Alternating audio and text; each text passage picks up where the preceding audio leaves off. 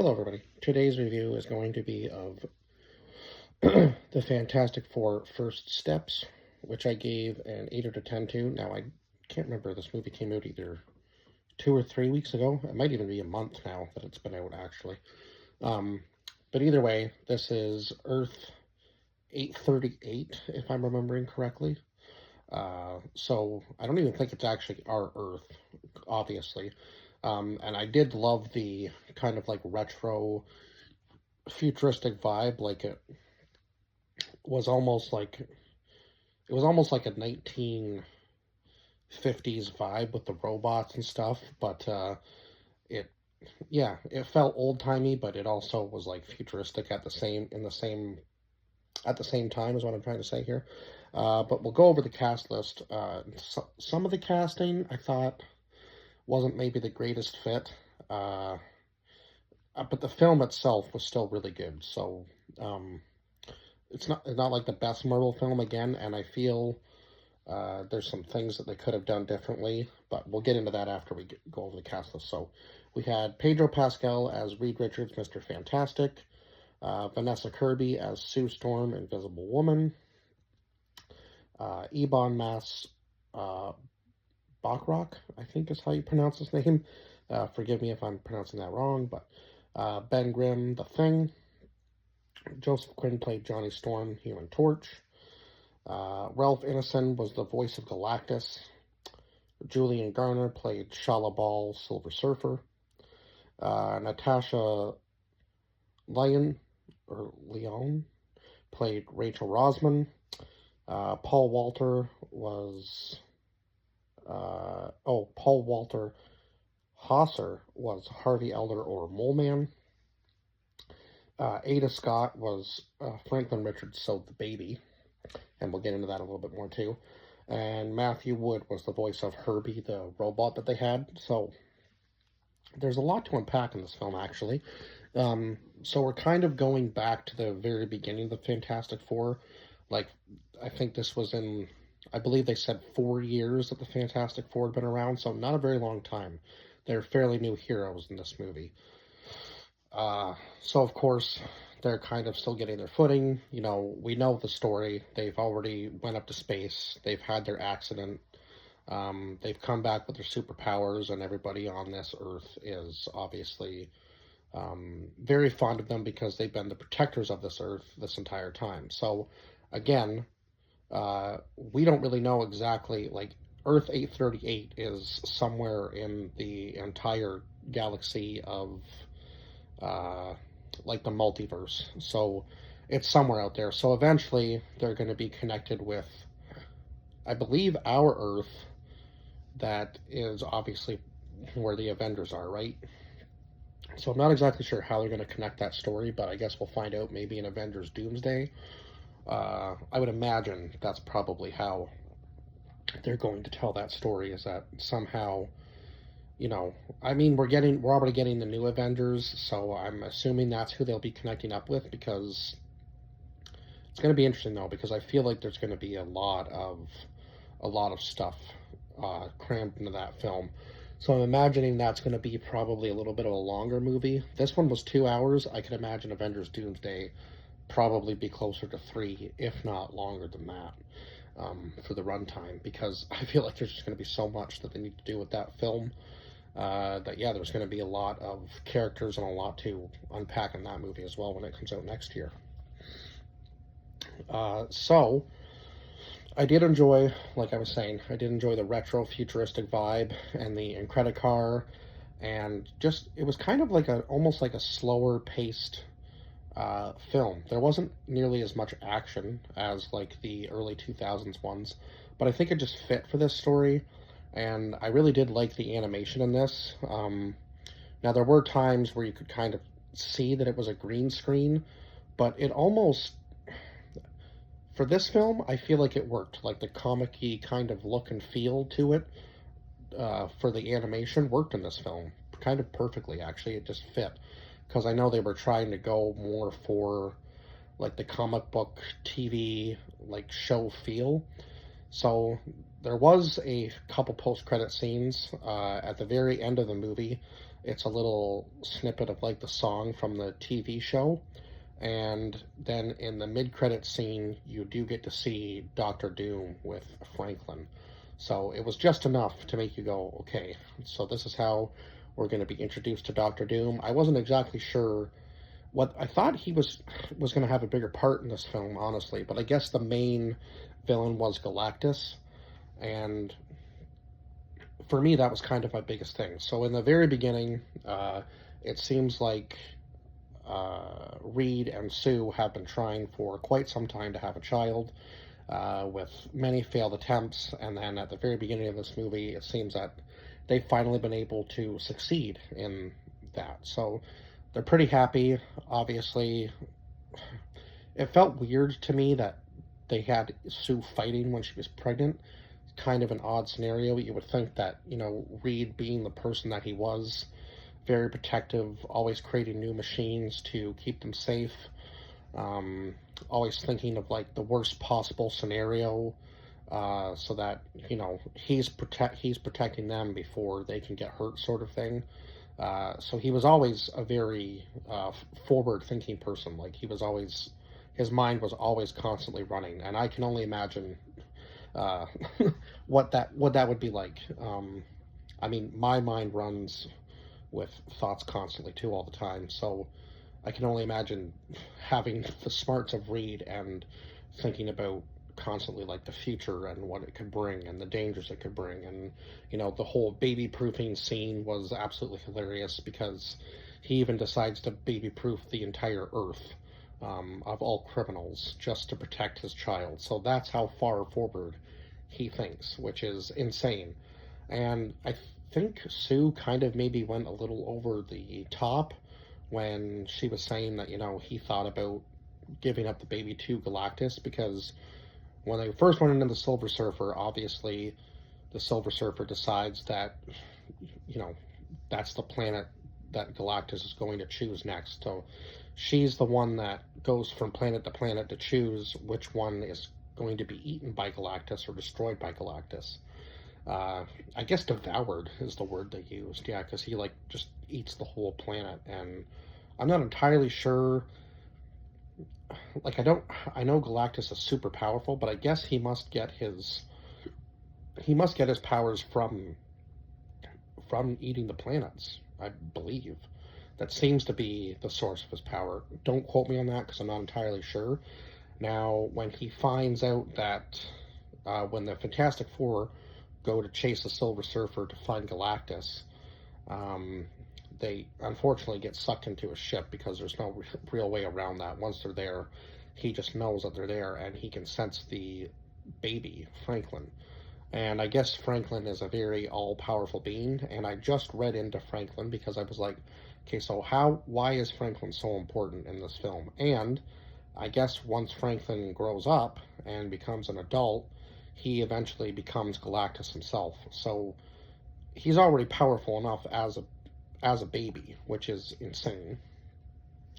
And so yeah, when he grows up, he takes Galactus's throne because Galactus does mention that he would be the like next to take over for Galactus. And once Galactus had, see, I don't really know because Galactus was talking about like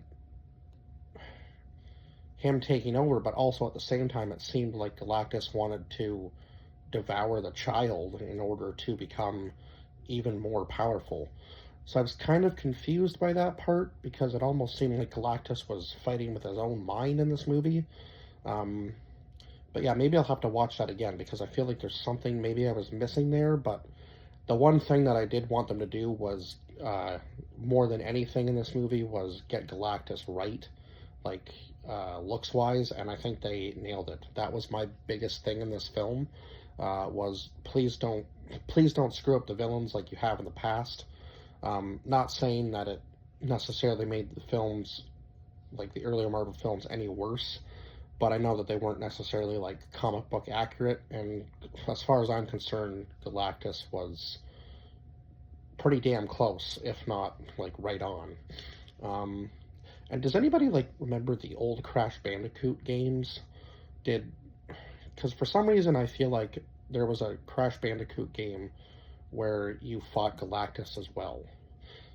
Maybe it wasn't Galactus, but I almost feel like there was like a weird crossover Crash Bandicoot game where you fought Galactus. And that was really, I think, the first time I ever encountered Galactus in a game. I swear to God, there was a Crash Bandicoot game with Galactus in it. Don't quote me on that either, because I could be wrong. But I believe it was like the Game Boy Color when it first came out. I think I still have the game on my. I know I have my old Game Boy, so I might have to dive back in and play it at some point just to see whether that was true. Yeah, or look that up just to see if there was a crossover game with Crash Bandicoot and Galactus, because that would be cool to see. So yeah, but the animation for Galactus was good. I feel like they put all of their budget into Galactus for this film for sure, and the rest of the animation, again, felt very comic book like, but it worked. It worked because it makes sense to have the budget go into the biggest character of the film, which was obviously Galactus, and we don't really see like much of him. Like, I can't really say that we don't see much of him in like full form, but there was only one real like long shot of him where we're actually seeing him from like a great distance, and it looked like he was actually standing there. And of course, there's obviously like the little comic thing where he picks up the trees and smells them. So it was almost like he had like a I don't know, like a love for the planets, but he was also destroying them at the same time so that he could stay all powerful. It was kind of, yeah, I feel like Galactus is almost conflicted in what he does, or at least that's kind of the sense I got from this film. Maybe I'm reading it wrong. He was just didn't really care, and he was just kind of like, well, this planet smells good, so I guess I have no issue destroying it if it's going to be. Or maybe that was the thing. Like, he was smelling it, and the better it was, like the more like enriched it was, maybe the more powerful he became by destroying it. I'm not really sure, because Earth would be obviously a one of those planets, right? That was, definitely like a powerhouse compared to some of the other planets he was destroying. And it was cool to see him passing like Mars and stuff like that. So it's kind of interesting to see that even like Earth 838 is very much different, but also sort of the same as ours. Like, it's almost like each galaxy is the same, right? Because it's all interconnected throughout the universe. So it is interesting to think about, because obviously, I guess technically the universe is so big that we could have galaxies that are almost like carbon copies of one another. It's kind of a cool concept to think about, right? And eventually, I'm sure at some point in the future, we will be able to just travel from galaxy to galaxy throughout the universe. And I don't think I'll be around for that, but I mean, we're moving so quick with technology that maybe it will be possible in like 20 or 30 years, which would be cool, because I'd only be in my 50s in 20 years. So I would love to be around to experience something like that. I think it would be so cool. But anyway, kind of going off on a little tangent there about space-time travel, but it is kind of important in this film because they do travel throughout space. They do hyper jump from spot to spot. So yeah, and yeah, even using the black hole to whip themselves back to their own Earth because they weren't going to have enough fuel. And the fact that Sue was giving birth on the spaceship as they were literally circling a black hole was absolutely insane. And unfortunately, that was the only way to get away from the Silver Surfer, although they thought that she would be trapped in there for months, maybe even years, I guess. But yeah, she escaped immediately, because we all know how powerful the Silver Surfer is. She does get disconnected from her board once, pretty easily, I gotta say, which was maybe one of the kind of downfalls of this movie, because in the early 2000s ones, it took a lot to get the Silver Surfer off of his board. But in this one, the Silver Surfer almost seems like she's not maybe fully connected with the board yet. I guess that would make sense, because they're all kind of in like their early stages. So I suppose maybe, yeah, as we go along, obviously those characters are going to get even more powerful, right? Um, and her original name, Shala Ball, so she sacrificed herself to become the Silver Surfer in order for her own planet to be saved from Galactus, because Galactus was going to destroy it as well. And she sacrificed herself to basically become like his, I don't really want to say like sidekick, but like almost like a vessel for him to, I guess, choose the strongest planets to destroy. And yeah, it was cool to see Johnny Storm like slowly uh, find out, like, figure out her language and what she was saying and be able to speak it. Um, so yeah, they now in the earlier films, again, Johnny Storm kind of seemed like the jock type character and not really supposed to be like the smartest in the bunch, but in this movie he still kind of had the, like the vibrato, like the cocky kind of personality, but also he seemed to have brains to him. So yeah, it was kind of like a good balance, I feel like, finally, for this character. It just worked better in this film, and he seemed to care a little bit more about the family dynamic more than just himself, which I thought was, again, another good thing. Uh, yeah, like he actually seemed like part of the team and seemed to care a lot more. And I think maybe that was because, the baby was there, so obviously he had like the kind of like, obviously he was the uncle, right? So he maybe had those different kind of instincts in this movie compared to the other ones where there wasn't necessarily a kid involved, and he kind of felt like he was, I don't know, maybe like the bottom rung of the Fantastic Four, because I feel like in the early 2000s movies that was kind of what was happening, was the Thing and him were competing for like that third spot, because obviously, Mr. Fantastic and uh, the Invisible Woman were obviously going to be 1 and 2, right? That just makes sense. Um, Now, I did find it odd in this movie that uh, when Mr. Fantastic was being stretched by Galactus, that it was hurting him. Now, I'm not really sure. I guess maybe, again, possibly because he's still early into his powers and he doesn't have, like, quite the same amount of stretch he would have, like, later on, learning more about his true capabilities. I suppose that could be a factor in this. And we do know how powerful Galactus is, so who knows maybe what he was doing to make uh, Reed hurt. Because yeah, he was quite powerful. Like it took Sue all of her abilities just to be able to push him into the machine that they had created to jump the planet, and of course the Silver Surfer again ruined any chance of that by blowing up all of their uh, blowing up most of their machines. So they knew at that point that they had to use Franklin as bait to get Galactus onto the planet to be able to jump him instead of the planet itself to a different uh, galaxy.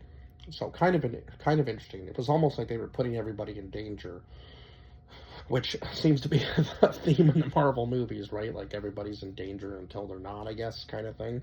Um, but yeah, this one seemed even more a little bit intense because they were bringing the destroyer of worlds essentially onto Earth into the middle of New York to get him into a trap in order to suck him into a black hole and transfer him to a totally different galaxy.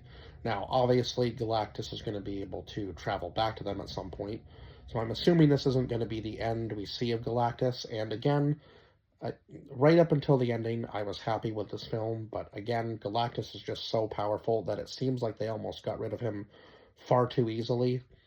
And again, of course, the Silver Surfer, it looked like Johnny Storm was going to be um, the one to fly into Galactus and kind of, you know, I was like, oh my god, this is going to be like another Ant-Man situation where he's stuck in like a part of the multiverse, right? Or in the, I guess in the tiny world, because that's where he was trapped. Yeah. So I was like, oh my god, here we are. We're gonna have another Ant-Man situation where we have to go in and save one of the team. But this was a little bit different because the Silver Surfer seemed to kind of care for Johnny in a sense. I guess maybe she was obviously conflicted with what she had done, obviously, with Galactus all over the world once Johnny was able to play her all the recordings back of all the other planets she had destroyed, just because of her own kind of selfish reasons, right, of saving her own planet. Now, I get it. Obviously, I guess if they were put in her shoes, they probably would have done the same thing. And again, she says if Franklin was older, he would just sacrifice himself up the same way I did to save this planet, kind of thing. So I guess maybe Galactus' plan was to make Franklin like another vessel for him, essentially. And then eventually, when Franklin got old enough, he would just take over as Galactus. So kind of an interesting concept.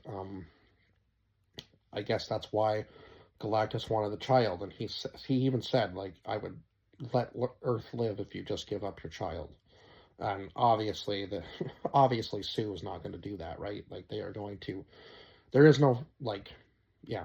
The only way out of that for them, they felt, was to fight. So, it makes sense. And Sue had her big speech about talking about how she wasn't going to sacrifice her child for the planet, but she wasn't going to sacrifice everybody else just because of her child, right? So they were going to do everything they could to somehow save the planet.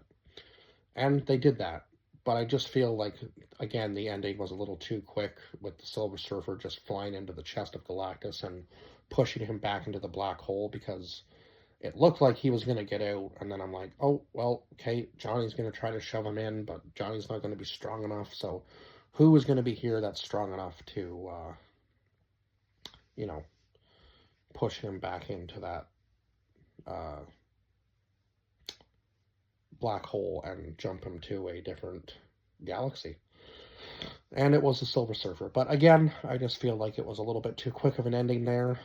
But other than that, I feel like the film was pretty good. Like I said, an 8 out of 10.